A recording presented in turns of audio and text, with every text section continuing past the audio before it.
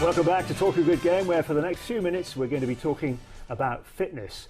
I am delighted to say that on the sofa here, on the mellow yellow sofa, we have Ian Entwistle, personal trainer. Ian, tell me a little bit about how you got into the fitness regime, as it were. Yeah, well, I suppose I've always exercised, having had played sport as a child and growing up, spending a lot of years doing martial arts, but formerly my education was in healthcare really. I was a radiographer and followed up with ultrasound. I used to do ultrasound scans on people. Moved into fitness more professionally in the last sort of 6-7 years really. So, as a professional now, as it were, how are we? Are we any fitter than we used to be? Are we worse than we used to be? Well, you've got, I think probably there's a gap developing. Some people at the top are probably fitter, but as a rule, we're getting worse really. People are becoming, obesity levels are rising, even though we apparently know more than we probably ever have done. And is that worse with children? I mean, are we seeing a lot more, problems we keep seeing in school and school meals and all that sort of stuff, and all the sort of sugary drinks and aimed at children? Is that the problem area? Absolutely. There's lots of evidence to suggest that obese or overweight children turn into overweight adults, and it's very, very difficult if you're in that cycle of being overweight as a child to break that cycle and become a normal weight as an adult.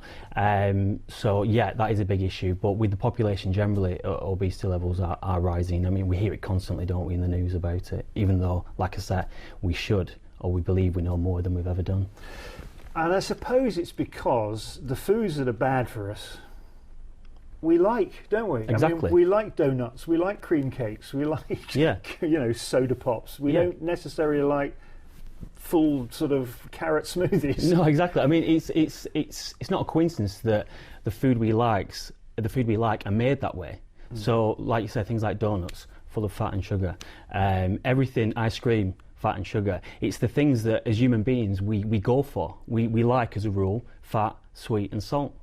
And so therefore the food manufacturers are well aware of this and tailor this food to make it so that we're attracted to it. So it's keying into inbuilt things in us that make us attracted to this kind of food, which ultimately we're over consuming it by massive amounts, and it's not doing us any favours. If only there was a switch we could just click and say, right, today I don't like sugar and fat. I mean, we all have a sweet tooth, don't we? I mean, everyone loves it's the problem arises is these things are effectively nutritionally void, so that they're what we call energy dense. So they've got lots and lots of energy in them, but not much of anything else. So no nutrients are things that we need. So most people find it quite difficult to just have the one biscuit or the one scoop of ice cream. You know what I mean? You look at a man who can't eat just one biscuit. And this is a common thing. Most people struggle in just eating one, and therein lies your problem. But this food is made for us to feel that way about it.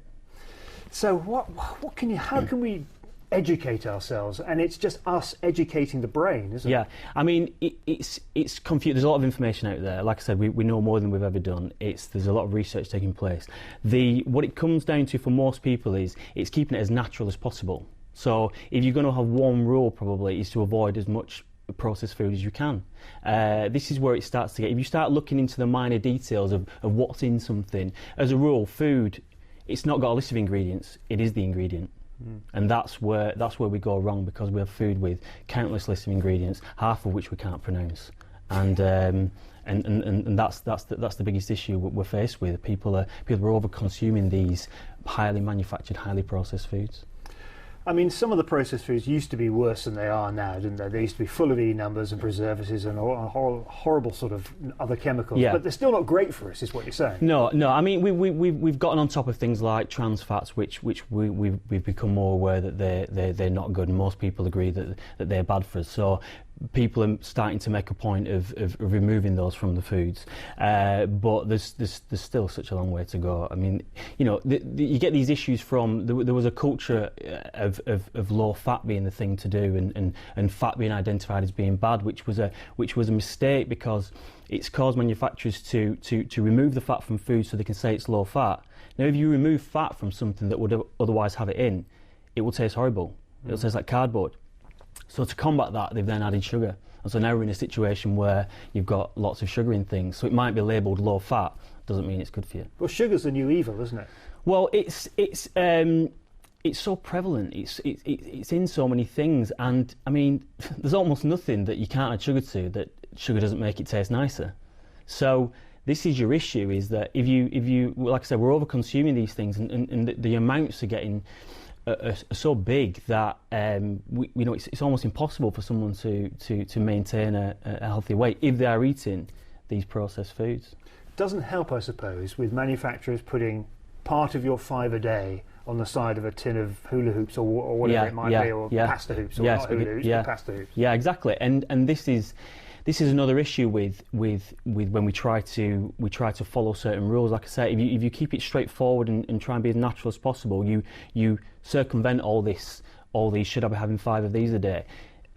With your 5 a day, that's a prime example of like you said, it'll be on the side of a tin of pasta hoops. So that can't possibly be, the intention is to eat 5 cans of these a day, and you've satisfied your requirements. It's trying to make things straightforward that aren't necessarily, and so you could have 5 bananas, and that's part of your 5 a day. Not the idea, really. What you should be doing is eating, a balanced diet containing vegetables and fruit, but predominantly vegetables is what we need to be eating. Okay, so let's say we're getting ourselves together with what we eat. Now, what about just getting fitter? Because there are lots of, I see so many more people out cycling, and the Tour de Yorkshire's coming up, of course. We had the Grand Depart in Yorkshire, which is a massissive boost for cycling. It's a huge growth area.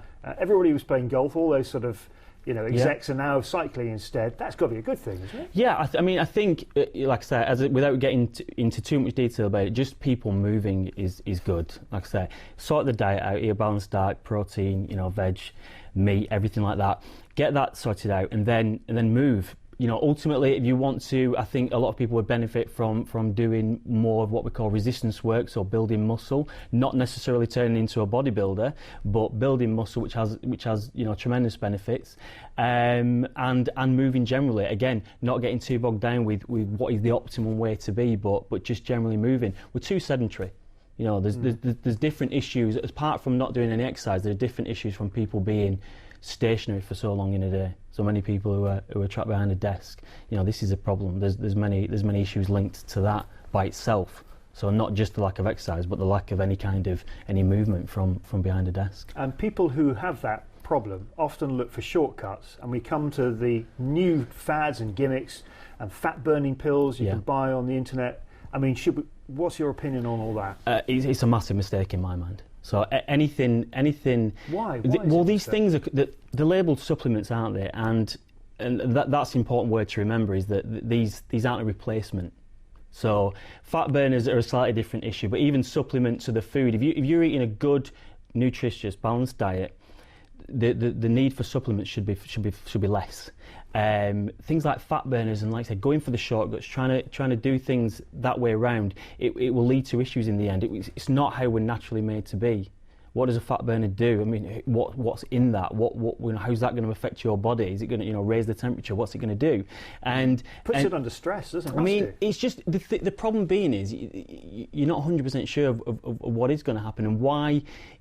What's the idea? Is it to be a certain way by next week? Or are we looking to make an alteration so that we're good for however long? And that's the problem I think most people have, is that we're looking too short in the future, and we need to be looking at making a change and concentrating on doing the right things, and everything else will take care of itself.